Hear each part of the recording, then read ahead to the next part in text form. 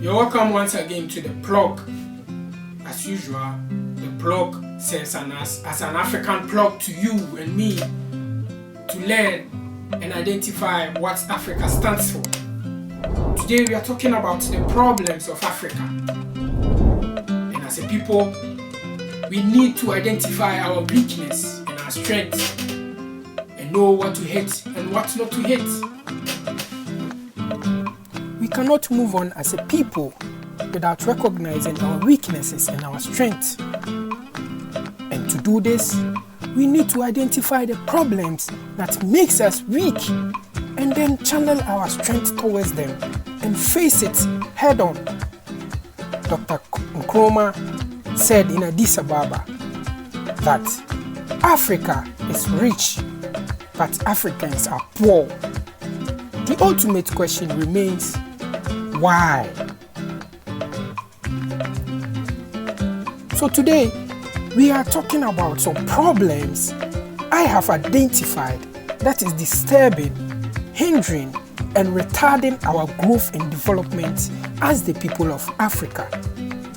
Mine may differ from yours, or maybe we both may agree. So without wasting much time, let us continue. But before we do, let me see your thoughts in the comment section. And please subscribe and click on the notification button so you'll be the first to know when I post a video. Let us go on.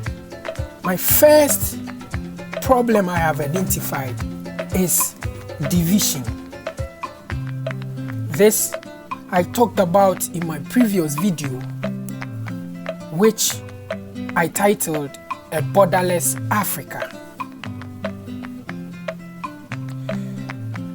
We are being divided by artificial boundaries, which causes unnecessary hate like xenophobia, tribalism, and discrimination of any sort among ourselves as Africans and Black people.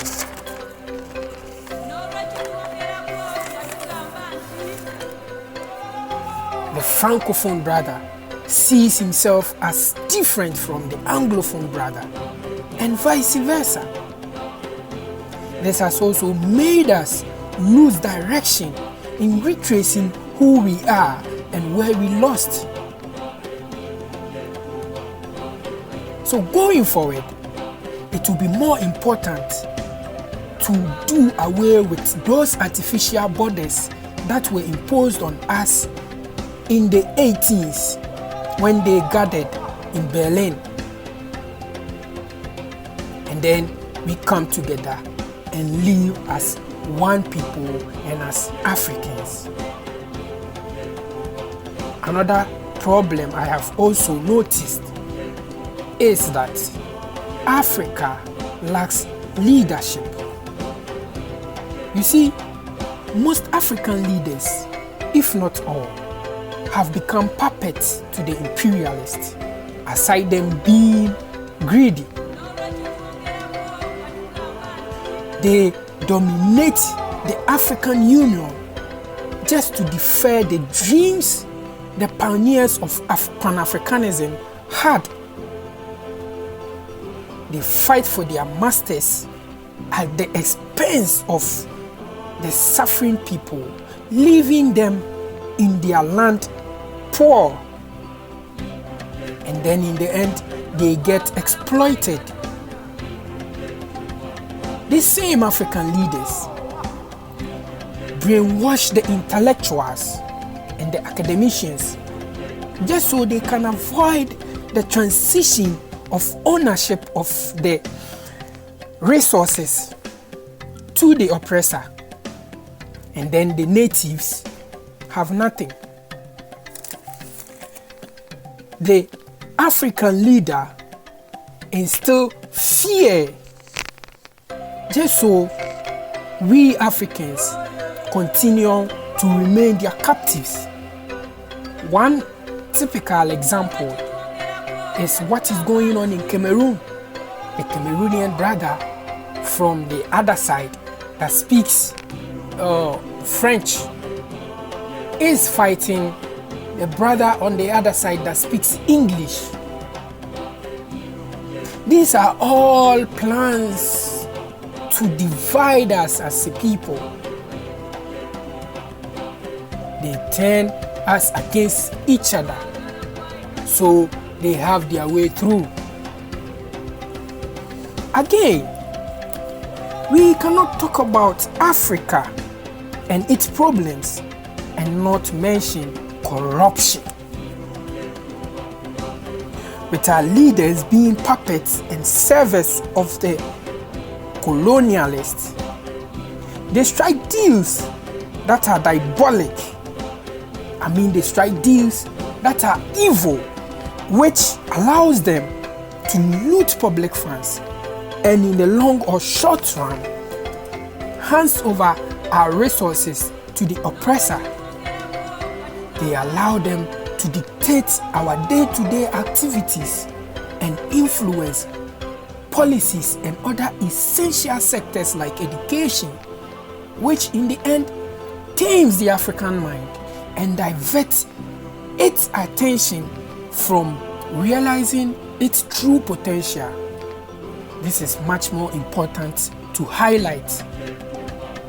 The kind of effect the African system of education has on us has corrupted our minds since childhood. Therefore, we do not know where we come from and where we go.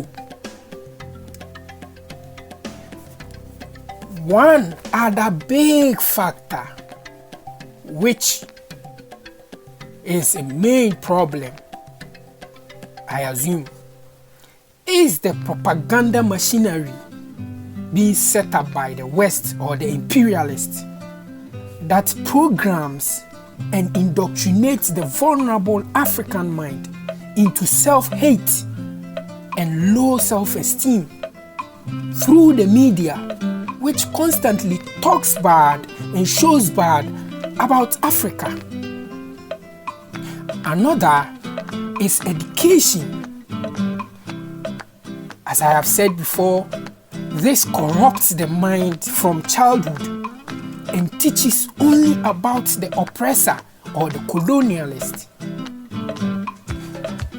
The other biggest factor is religion.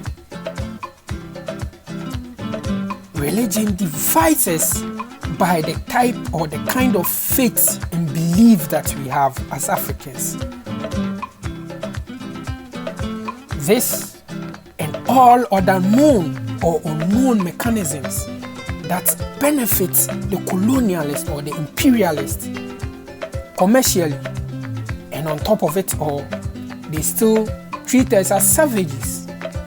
I once again call on decision makers to sit back and rethink every decision they take in the name of their people. In all their dealings, Africa must come first before their personal interests. To the imperialists, it is time to leave Africa for good.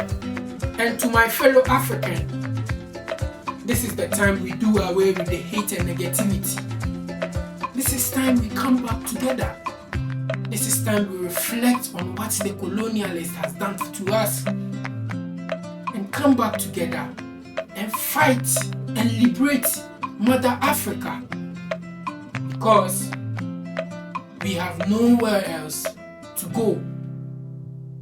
I urge you to subscribe to this channel and then click on the notification button. I also plead with you to comment any other idea, any solution, any problem, anything, any idea you want us to talk about, so that at the end of the day, we may all have a better Africa for us all. Because this is our generation, this is our time. Nkrumah, Lumumba, whoever that fought for Africa has done their part. Now is our time. Peace, shalom.